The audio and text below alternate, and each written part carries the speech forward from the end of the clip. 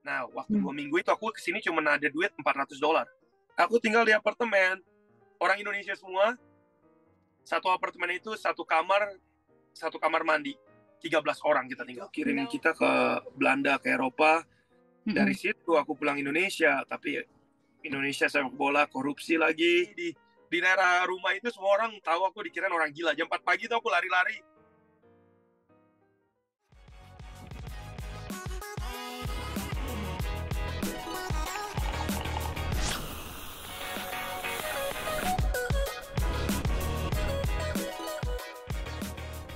Assalamualaikum teman-teman semuanya, balik lagi bareng Dia Indonesia, cerita seputar diaspora Indonesia yang ada di seluruh dunia. Kali ini aku udah bersama satu sosok yang inspiring banget. Aku tuh udah ngikutin beberapa videonya dari channelnya dia dan ceritanya ini menarik banget. Beliau sekarang udah sukses banget di New Mexico, Albuquerque. Oke, Ya, kalau gitu langsung aja kita kenalan, ini dia Dipo Alam. Halo. halo, apa kabar? Baik-baik, Dipo. Terima kasih banyak ya. Ini sempat tadi kita miss, akhirnya kamu menyempatkan juga nih. Thank you untuk waktunya loh. Harus, sama-sama bisa bantu, sama-sama bantu. Thank you. Oke, aku tahu kamu sibuk banget sekarang ya. Jadi aku mau nanya cepat aja nih. Dulu kamu, siapa yang nggak kenal Dipo Alam? Pemain sepak bola yang karirnya luar biasa. Kenapa tiba-tiba bisa ke sana? Awalnya kan sempat di Belanda dulu. Aku dari Mm-mm. Indonesia itu ke Belanda, udah itu ada dari situ tinggal beberapa bulan, udah itu balik ke Indonesia lagi karena dari Indonesia Football Academy itu kirim kita ke Belanda, ke Eropa. Dari Mm-mm. situ aku pulang Indonesia, tapi Indonesia sepak bola korupsi lagi. Udah itu ya udah pulang, udah agak sedih, cuman aku emang dari dulu kecil emang harus keluar negeri karena visinya mau istilahnya berkembang, nggak mau cuman stuck di Indonesia, nggak mau cuman stuck di comfort zone kan. Karena aku dari kecil selalu harus jadi yang terbaik gitu. Jadi dari situ dapat tawaran ke Amerika. Jadi pelatih yang dulu di Belanda dia pindah ke Amerika, di Los Angeles itu dia ada pegang klub namanya Chivas USA. Itu tahun Mm. pertama dia di 2007. Nah, dari Oke. lulus SMA 17 tahun akhirnya aku ke Amerika, ke Los Angeles. Ya udah kejar cita-cita di sepak bola itu, gabung di Chivas Academy. Dari situ aku mulai belajar bisnis juga, mulai kerja sambil sekolah, sambil Mm. incar sepak bola juga. Dari situ udah mulai campur-campurin bisnis, main bola, sekolah, ya udah. Dari situ puji Tuhan, Oh. aku putusin sepak bola itu selesai umur 23. Kita sempat ke Indonesia, pulang dipanggil tim nasional Indonesia, tapi masih ribet lagi saat itu. Aku balik ke sini, udah aku putusin nggak bisa lah, harus fokus ke bisnis habis itu. Umur 17 tahun SMA udah selesai di Jakarta ya? Berarti sempat selesai Iya, SMA dulu. waktu itu saya emang sekolah kan masuknya cepet.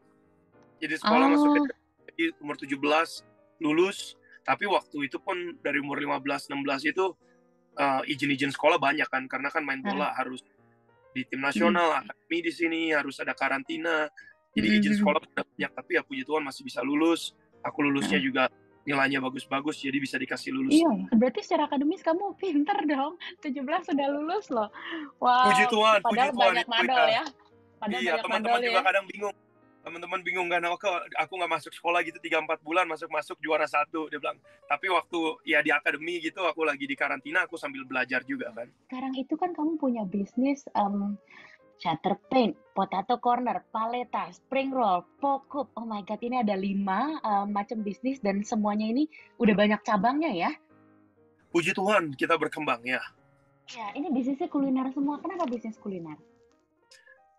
Dari kecil itu aku lihat kan mama kan dulu ada punya kayak restoran kecil gitu. Udah itu papa itu sebenarnya ayah itu ini accounting kan, dia kayak apa bilangnya di situ CPA kan, jadi kayak accountant, dia istilahnya urusin company, tapi udah itu branch manager di bank juga. Udah itu aku mulai lihatnya juga ke depannya kalau food business itu makanan itu kuliner selalu cash flow kan. Jadi Hmm. duitnya itu selalu ada pemasukan kiri kanan.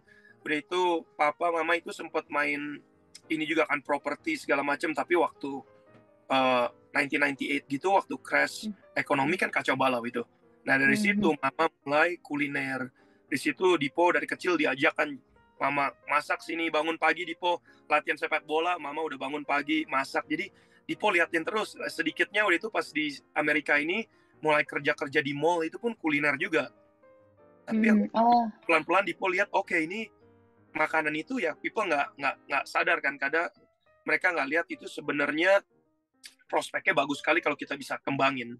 Udah itu Dipo oh, itu depan-depan itu sambil main bola kerjanya di makanan-makanan franchise company gitu. Jadi ada oke. ide buat franchise.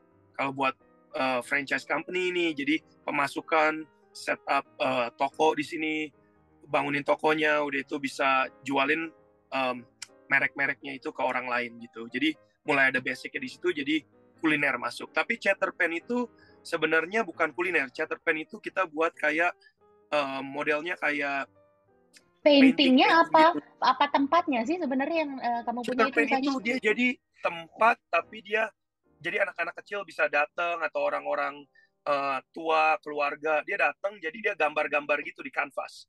Tapi Jadi kamu gambar-gambar, sedain tempatnya? Kamu sedain iya, tempatnya? siapin tempat, siapin kanvasnya juga, catnya Hah? semua. Tapi konsepnya itu fun gitu. Konsepnya itu mereka bisa tembak-tembakan pakai pakai cat-catnya itu, mereka Ah, lempar-lemparan. Jadi bukan kayak duduk bosen-bosen gambar kayak gitu. Dia ini oke. modelnya kayak kita bilangnya art from the heart. Jadi kayak buatnya itu abstrak lah. Abstrak mau gambar Ah, apa aja terserah mereka, tapi mereka bisa bawa pulang juga hasilnya kan.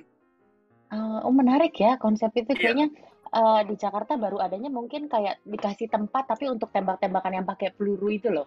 Pakai iya, iya. peluru, Tapi heeh. aku ada lihat tuh ada temen ada posting gitu dia lihat aku ada lihat ada dia kayak di call it splatter paint. Jadi dia pakai catnya dilempar-lemparin ke kanvas gitu. Aku udah lihat ada satu Oh, tempat kayaknya oke. udah bagus juga. Tapi idenya kayak gitu similar. Oh, alright, oke. Nah, sebentar, kita mundur sedikit ya. Jadi Iya, kamu dari Jakarta ke UK. Nah, waktu itu kamu setelah selesai SMA, kamu sorry ke UK, karena aku di UK soalnya. iya, iya. Dari kamu dari lulus SMA, kamu ke USA karena tadi ada pelatih kamu seperti itu. Terus kamu sempat pulang dan kamu melihat kondisi di persepak bolaan di Indonesia nggak bagus, akhirnya kamu memutuskan ke USA for good. Itu tahun berapa? Itu tahun 2000, kayaknya 2013 itu yang Indonesia sepak bolanya kepecah belah. Jadi tim nasionalnya ada dua, itu lang. Hmm. Ada Hmm. Liga ISL, ada Liga IPL. Jadi aku Hmm. pulang dipanggil tim nasional, tapi waktu itu tim nasionalnya itu kebagi dua gitulah. Kayaknya Ah, oke. 2012 ya, 2012 2013. Waktu itu aku udah dikasih green card kan, permanent resident. Tapi aku nggak I mau see. ambil warga negara karena Nah, itu di hati aku tahu aku masih masih mau main di timnas Indonesia. Udah itu pikir aku udah mau sign, udah mau tanda tangan kontrak di Indonesia juga. Tapi dari situ tiba-tiba aku bilang oke, papa bilang pulang dulu ke Amerika. Kamu kan udah mau 6 bulan, kalau aku nggak balik itu di green card-nya di terminate kan, ya, hangus kan. Ya ya. jadi aku pulang bentar, pas sampai di sini 1 minggu sepak bola Indonesia di ban dari FIFA. Oh, yang Udah. waktu itu, ya, ya, Iya, ya, nah ya, puji ya. Tuhan aku udah balik di sini. Kalau enggak itu teman-teman aku banyak kan yang jadi buka tempat jus, jualan, nggak bisa main sepak bolanya ya istilahnya sepak bola tarkam gitu kan, antar kampung. Kampung, Ya itu iya, dari antar situ kampung. puji Tuhan aku bilang udah balik ke sini juga. Tapi ya waktu sebelum aku pulang pun aku berdoa kan, aku doa itu Tuhan kalau emang udah jalan kamu kasih aku at least apa pakai pakai main sepak bola nasional tim itu 1 kali aja. Kalau emang bukan Hmm. jalannya, aku balik sini, aku fokus ke bisnis, apa aja yang bisa bantu orang. Ya udah, aku balik sini, tahu-tahu itu di band, aku bilang udah, aku bilang not turning back. Aku bilang aku udah fokus 100% ke bisnis. Dari situ main bola aku tolong-tolongin aja. Istilahnya iseng-iseng masih main seminggu 3 kali di sini, tapi aku udah nggak mau istilahnya kejar mimpi gitu kan, double life in a way, kayak Ya, aduh harus ya, main bola, bisnis, sekolah, ya, capek ya. sekali kan waktu itu kejar kayak kayak gitu terus mimpinya. Waktu kamu pindah for good ke USA, itu sebenarnya kalau dilihat kayaknya kamu hidupnya udah mulai enak ya. Karena kan kamu udah cukup dikenal di Indonesia sebagai sepak bola, terus kamu pindah ke USA. Karena gini, aku ngerasain waktu aku pindah ke UK, orang tuh melihatnya kalau kita tinggal di luar negeri tuh enak. gitu loh. Iya. Padahal di situ kan ada juggling, nggak semuanya yang orang lihat itu kan selalu rainbow and butterfly aja gitu. Iya kalau holiday. Kalau misalnya kita stay kan itu beda cerita ya. Kamu sendiri kayak gitu nggak? Oh wah, aku depan-depan itu aku datang ke sini kan sendiri tuh, nggak ada keluarga, nggak ada temen. Oh ya? Aku datang ke sini kan pelatihnya cuma bilang dari aku di Belanda, ini ada klub Chivas Academy, Chivas USA, klub baru, cari pemain. Kamu datang ke sini, oke. Aku datang itu cuman tas, bola, satu koper. Aku datang ke sini, yang jemput aku itu pun di bandara pun aku nggak kenal. Tapi Itu duit kita banyak dong. Kan pemain sepak bola terkenal. aku dapat duit dari Indonesia. Pas datang ke sini itu kita di sini kan kayak di UK ada working permit, social Nah, security semua. Nah, aku nggak ada kan. Aku harus hmm, kepilih dulu di trial itu oke. masuk. Udah itu selama 2 minggu itu datang ke sini tuh sekitar musim liburan kan November Desember. Nah, waktu Hmm. 2 minggu itu aku kesini cuma ada duit $400. Itu Really? aku datang, aku bayar uang rent itu pertama $200. Aku cuma ada $200 lagi. Udah itu aku kepilih tuh. Udah itu aku bilang pelatihnya, kapan aku dibayar? Dia bilang, Dipo kita nggak bisa bayar kamu sampai kamu urusin semua surat-surat itu kelar. Kan harus ada Oh, bank account. Kan di sono bayar bukan kayak di betul. Indonesia dikasih uang cash aja gitu kan. Nggak ada Betul. uang tunai kayak gitu kan. Di sini Iya. pakai cek segala macam. Mereka nggak bilang, aku mau 17. Saya bilang, what do you mean? Aku bilang, kamu ini maksudnya apa? Dia bilang, Dipo, di sini ada prosesnya semua. Aku bilang, kamu di sini tinggal sama siapa? Aku bilang, aku tinggal di apartemen. Orang Indonesia semua, satu apartemen itu satu kamar mandi. 13 orang kita tinggal. No Itu tidurnya tuh way. kayak ikan pepes gitu ya.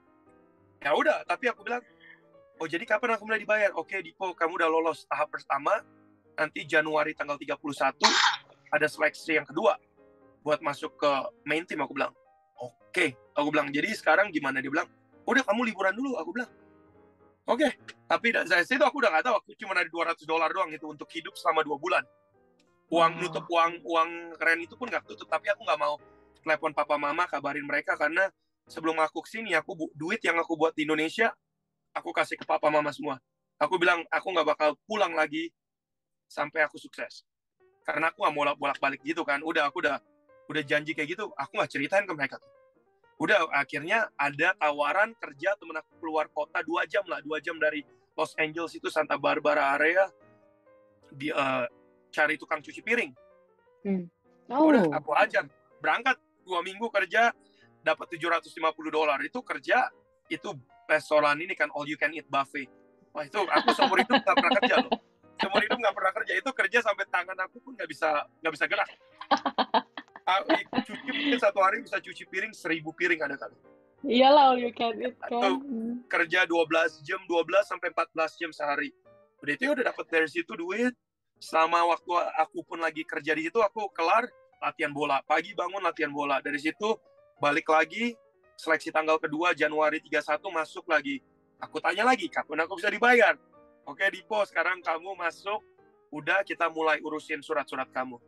Nah nunggu surat-surat itu sampai mungkin ada 1 tahun aku baru keluar. Udah itu aku harus ke college kan aku harus masuk ke aku sign up di Kaplan itu dekat UCLA daerah situ itu Hah? mahal juga harus bayar Iya. duit di situ juga tapi Hmm, aku nggak hmm. dapet duit aku mulai Terus? kerja under Aha. table mulai kerja jadi aku di Cari mall yang lagi cash in hand. jalan-jalan iya ada orang Indonesia banyak orang Indonesia di sini yang bantu juga waktu aku di LA oh dia cari kerja tuh oke aku kesana mulai kerja di Mongolian barbecue jadi kerja main bola dari main bola pergi sekolah itu setiap hari bolak-balik itu tapi susahnya itu aku nggak bisa kasih tahu klub aku kalau aku kerja karena kan Iya, aku nggak iya. seharusnya kerja tapi Hmm, kalau hmm, aku nggak hmm. kerja aku nggak dapat duit nah Iya, itu nggak bisa dari situ sekolah ya.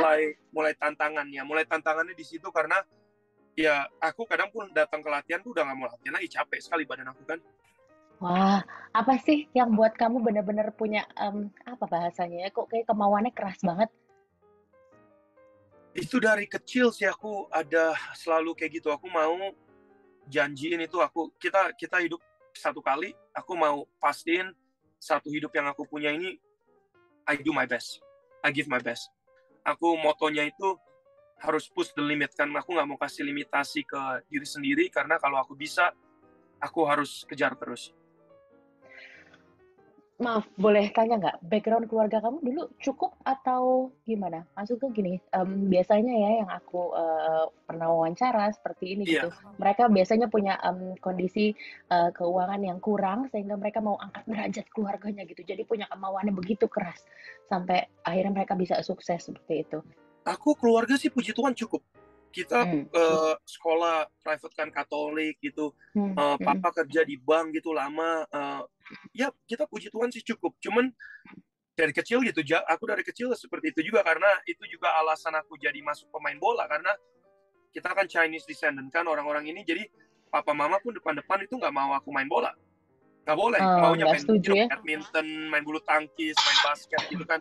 Tapi ya aku suka main bola, jadi ya dari aku mulai naik sepeda gitu dari rumah di Kemayoran itu Pademangan, aku naik sekolah ke lapangan Banteng, naik sepeda sendiri tuh, Lumayan lah naik itu. sepeda buat main bola. Udah itu aku pun nggak dikasih buat daftar ke sekolah sepak bola, aku daftar sendiri tuh, palsuin tanda tangan orang tua, daftar sendiri. Tapi udah akhirnya mulai aku main bulu tangkis, aku bilang aku nggak suka, aku mau fokus ke main bola. Jadi akhirnya pun papa mama pikir oke, depan-depan mungkin dia dia bosan sendiri lah, tapi aku nggak Hmm. bosan. Itu umur 13 aku kerja sendiri, tapi janjinya akademi harus bagus. Oke, akademi aku pun bagus, jadi udah dikasih Oh. kasih main bola.